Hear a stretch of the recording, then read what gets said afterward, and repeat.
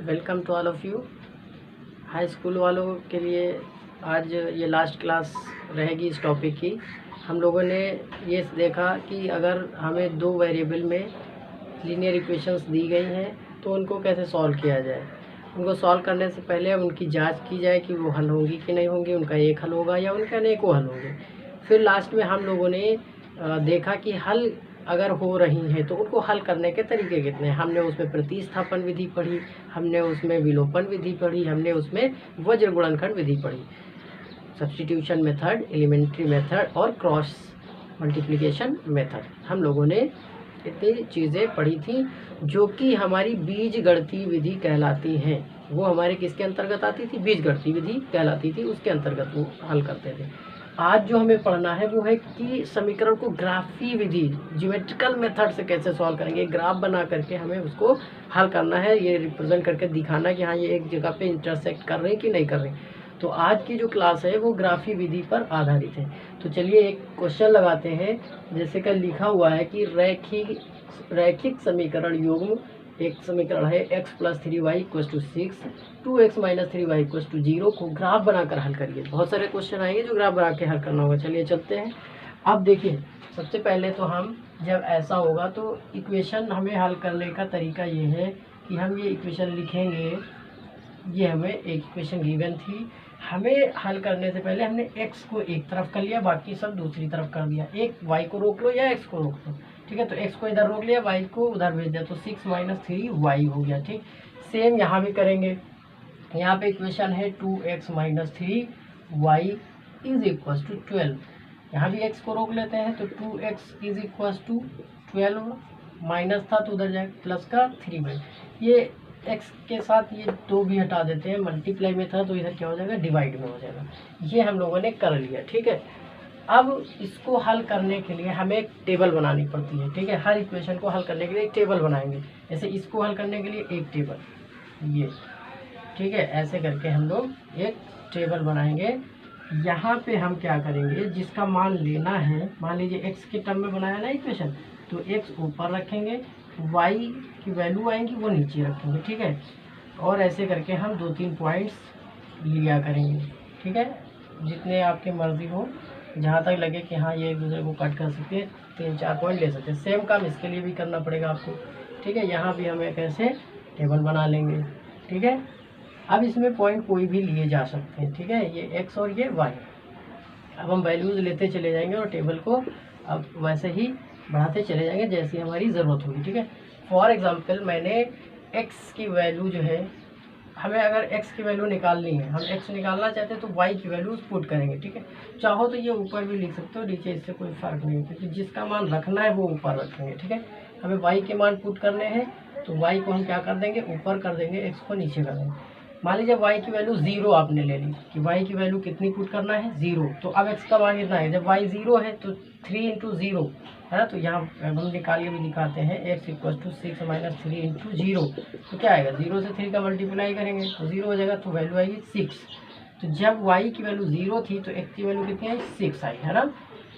ऐसे ही जब y की वैल्यू आपने 1 ली, y की वैल्यू मैंने 1 ली, तो जब 1 ली तो x = 6 - 3 × 1 किया तो 3 1 कम 3 हो गया, 6 में से 3 कम कर दिया तो कितना बचा? 3 बचा, तो उसमें 3 आ गया, है ना। अगर y की वैल्यू हमने 2 ले ली, 2 3 जा 6 हो जाएगा, है ना।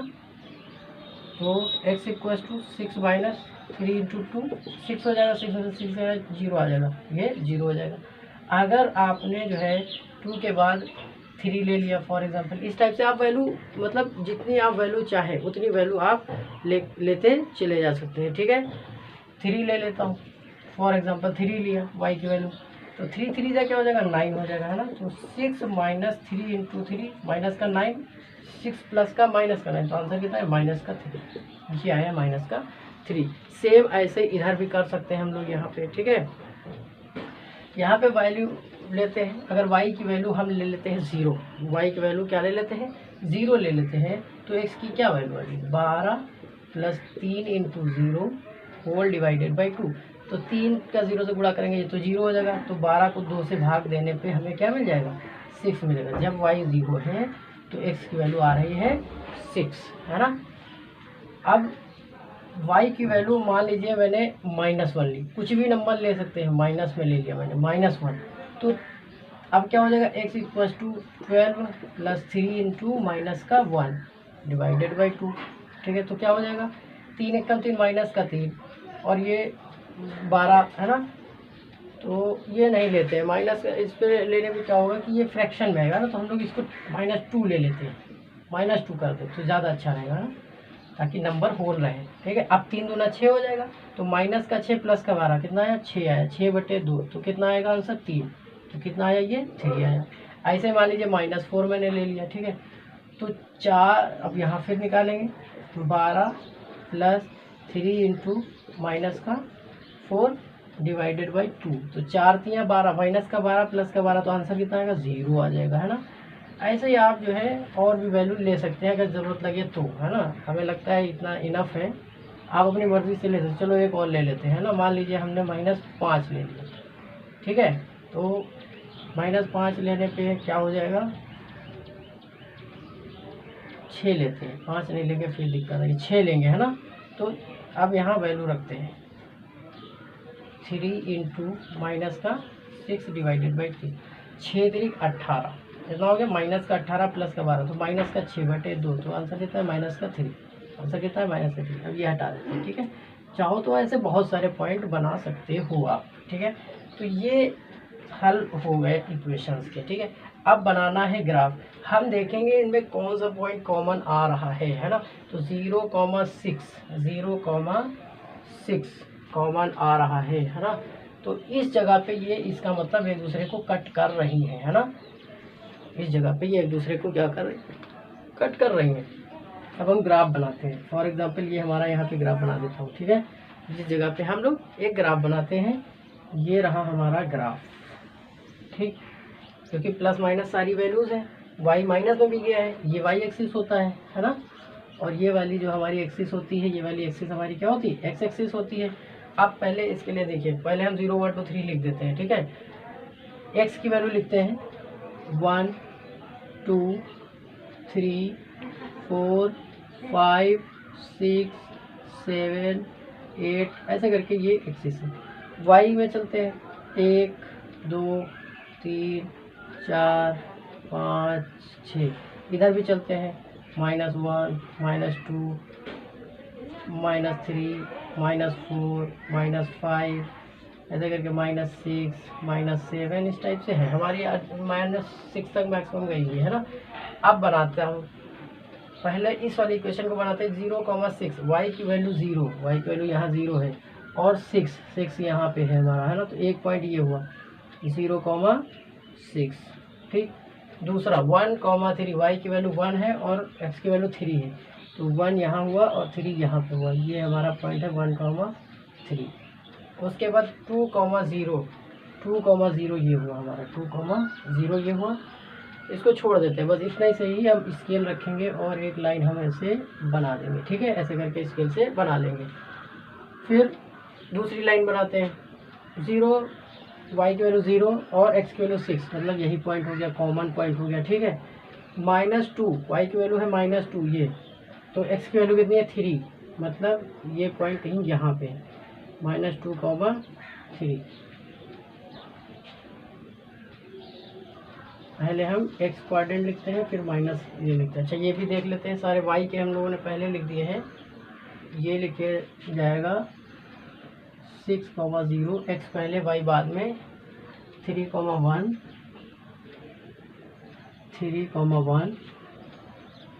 ये लिखा जाएगा 0,2।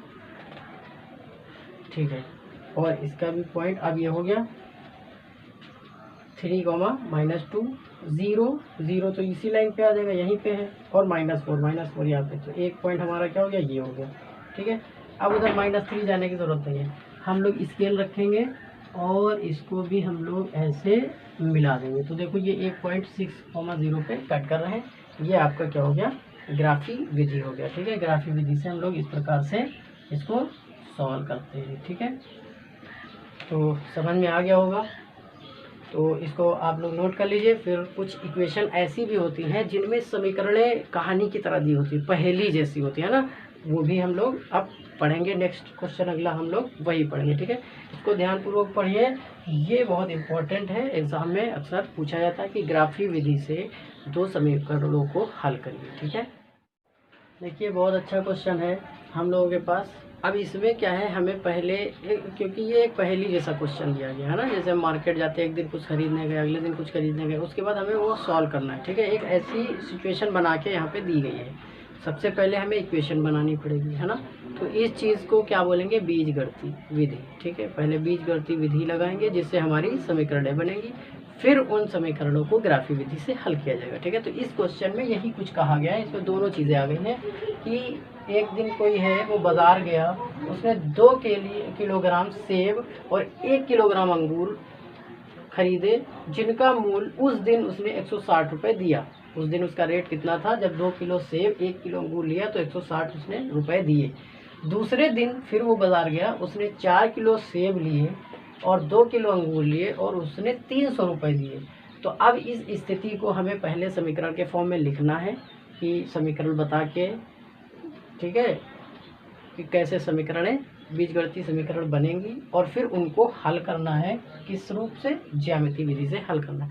तो चलिए सबसे पहले हम इस पहेली को कैसे समीकरण के फॉर्म में करेंगे वो देखते हैं। तो देखिए इसने कितने चीज़ें खरीदी, इसने 2 चीज़ें खरीदी, एक सेब खरीदा और एक अंगूर खरीदा। तो 2 चीज़ें खरीदी तो 2 वेरिएबल है ना, एक्स और वाई लेंगे। अब जब भी हल करेंगे तो हम यूनिट के लिए क्या करेंगे, 1 किलो के लिए करेंगे, ठीक है। 1 के लिए किया करेंगे, बाकी हम निकाल लिया करेंगे। अब यहाँ हमको हल करने से पहले हम लोग मानेंगे कि माना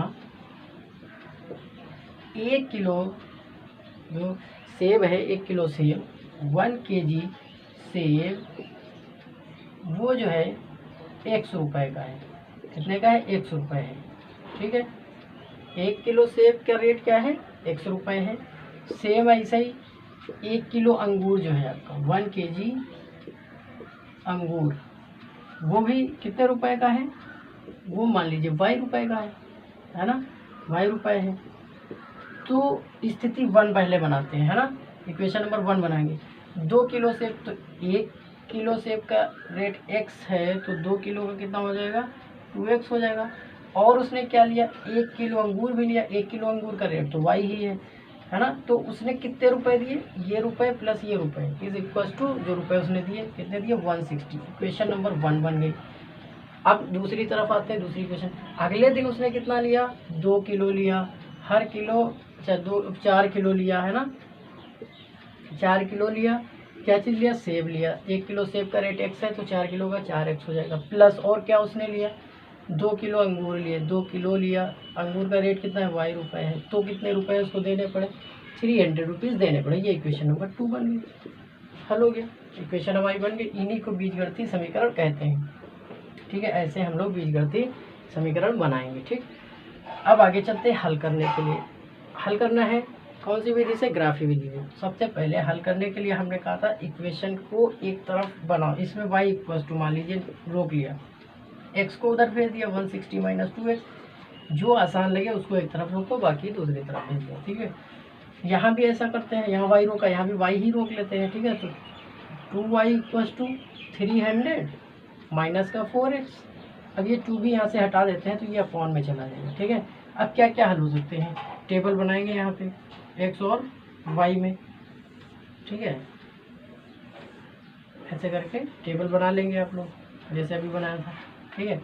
अब हम क्या करते हैं, x की वैल्यू अगर हम ले लें 80, x की वैल्यू कितनी ले लें 80, तो 8 दूनी 16, तो y कितना आ जाएगा, 0 आ जाएगा, ठीक है ना। y की वैल्यू क्या आ जाएगी, 0। अगर हम x की वैल्यू मान लो 0 ले लेते हैं, x की वैल्यू 0, तो y की वैल्यू कितनी आ जाएगी, 160। ऐसे करके निकाल सकते हैं।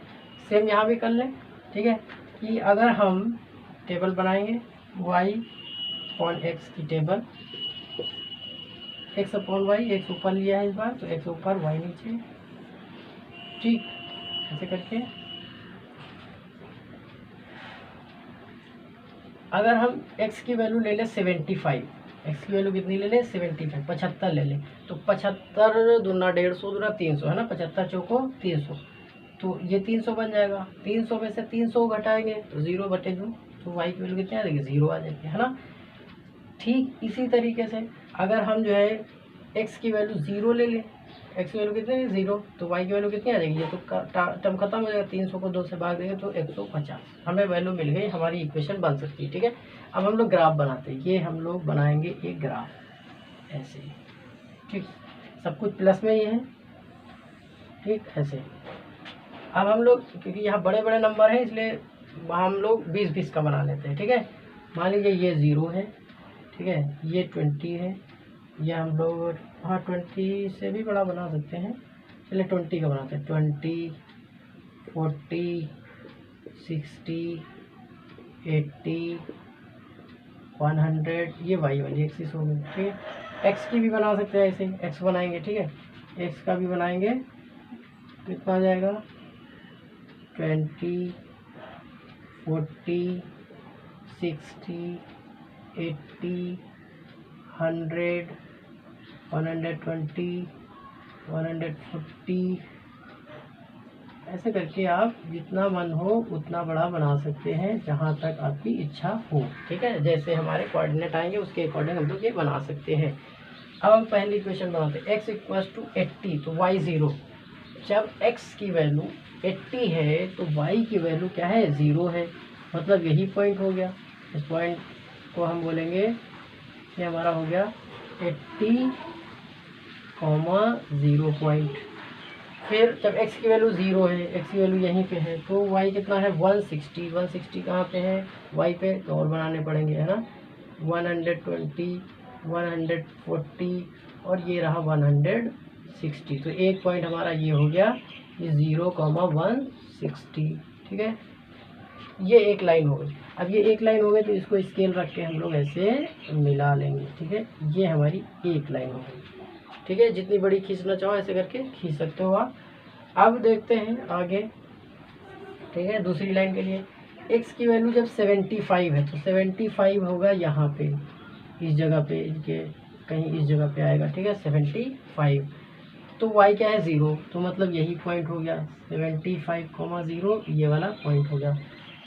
जब x 0 है तो y कितना है 150, तो 150 कहाँ आएगा, यहाँ पे 150 इस जगह पे आ जाएगा ना, 150 ये हो गया x 0 और ये 150।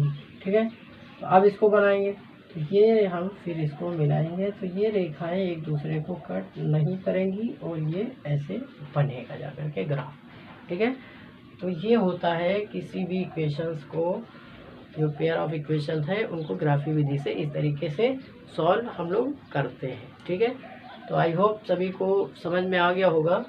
ठीक है, और आप लोग अपनी किताब से सवाल लगाएंगे और ये अब चैप्टर यहाँ पे ख़त्म होता है। हमने सारे टाइप बता दिए हैं, आप लोग इसके अब सारे सवाल लगा लेंगे। ठीक है, अब इसमें एक भी सवाल टाइप नहीं बचा है जो आपको ना आता हो, मैंने सारे के सारे कवर कर दिए हैं। ठीक है, तो अब आप लोग जो है इनके सारे सवाल लगा लें और फिर हम लोग अब जो है नया चैप्टर स्टार्ट करेंगे नेक्स्ट क्लास में। और जिन लोगों ने चैनल को अभी सब्सक्राइब नहीं किया है वो लोग चैनल को सब्सक्राइब कर लें और लोगों तक शेयर कर दें।